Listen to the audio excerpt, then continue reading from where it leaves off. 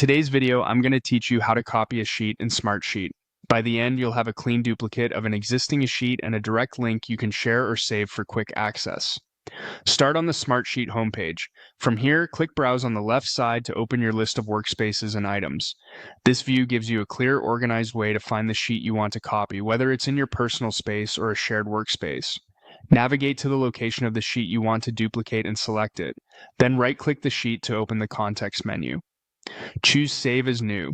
This option creates a fresh copy while preserving the original, which is ideal when you want to reuse a structure without risking changes to the source. Depending on your plan and permissions, you may see options to include things like data, attachments, or comments. Review these according to your needs.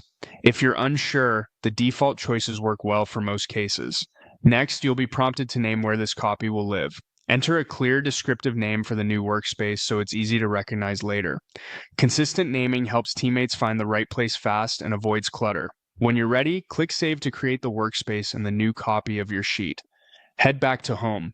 On the home screen, look at the Suggested section. This often surfaces your most recent items and can be the quickest way to jump into what you just created. If it's not there, no problem. Click All Workspaces to view the full list, then open the workspace you just named.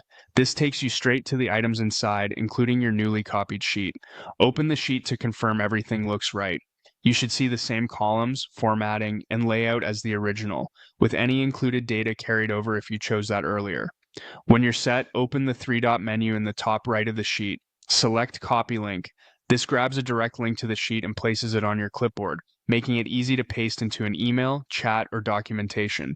Remember that access still follows your sharing settings, so only people with permission will be able to open it. And that's it. You've navigated from home to browse, copied a sheet using Save as New, located it in your workspace, and captured its link for quick sharing. Thanks for watching, and happy building in Smartsheet.